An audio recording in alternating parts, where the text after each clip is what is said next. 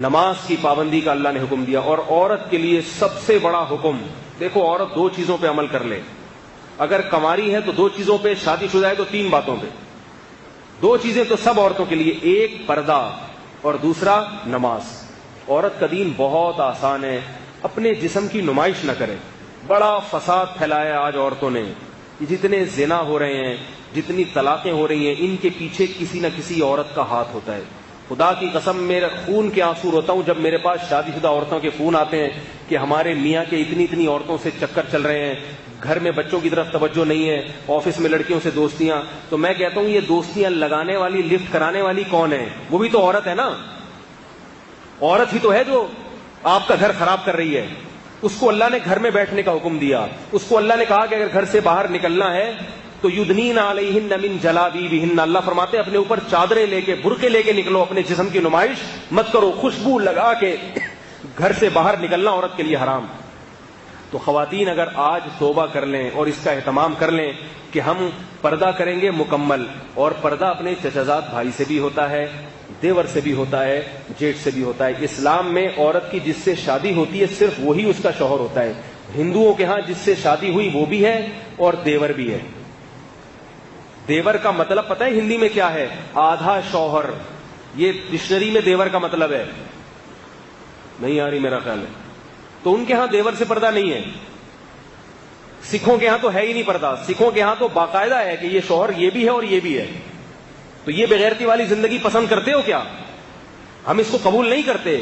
ہمارے ہاں ہے کہ یہ شوہر ہے، اس کے علاوہ کوئی بھی نہیں ہے، وہ نہیں دیکھ سکتا اس کو۔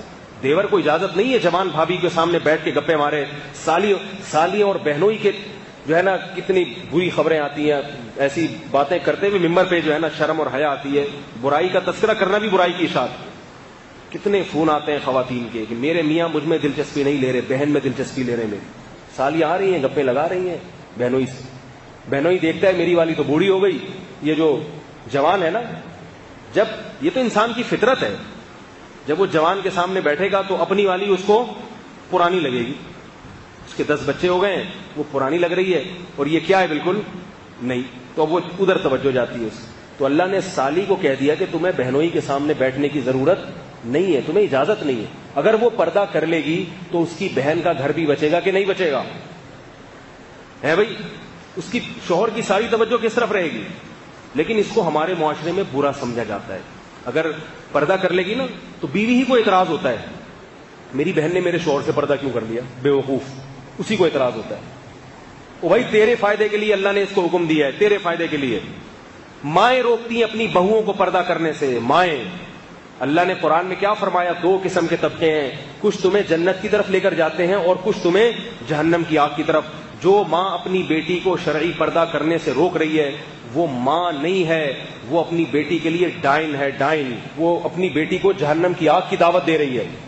ساس اپنی بہو کو اگر پردے سے روک رہی ہے، ساسوں کو بڑی تکلیف ہوتی ہے کہ میری بہو جو ہے میرے دوسرے بیٹوں سے پردہ کیوں کرتی ہے۔ یہ بڑے واقعات سامنے آتے ہیں، ساس کو تکلیف ہوتی ہے میری بہو پردہ کیوں کر رہی ہے میرے دوسرے بیٹے سے۔ بھائی اللہ کا حکم ہے، بہو کے لیے اجازت نہیں ہے کہ اپنی ساس کی بات مانے۔ بعض شوہروں کو تکلیف ہو رہی ہے کہ میری بیوی میرے دوستوں سے پردہ کیوں کر رہی ہے۔ جس میں غیرت ہونی چاہیے تھی، جو پردے کی ترغیب دیتا وہی پردہ اتارنے کی ترغیب دے رہا ہے۔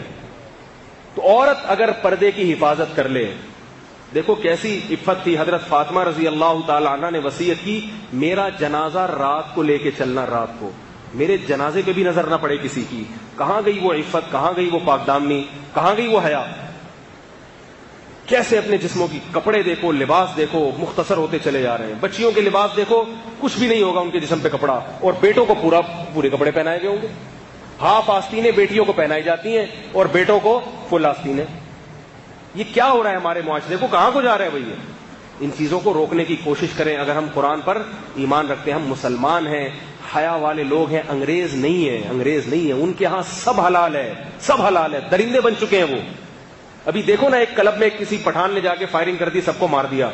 ہم جس پرست، میں نہیں کہہ رہا کہ وہ قتل کرنا جائز تھا یا اس نے صحیح کام کیا، میں یہ نہیں کہہ رہا، لیکن اس سے اس معاشرے کی گندگی کا تو پتہ چلتا ہے۔ کلب بنے ہوئے ہیں لڑکوں سے لڑکوں کی بدکاری کرنے کے لیے، تو کیا تم بھی یہ چاہتے ہو تمہارا کلچر بھی مستقبل میں ایسا ہو جائے؟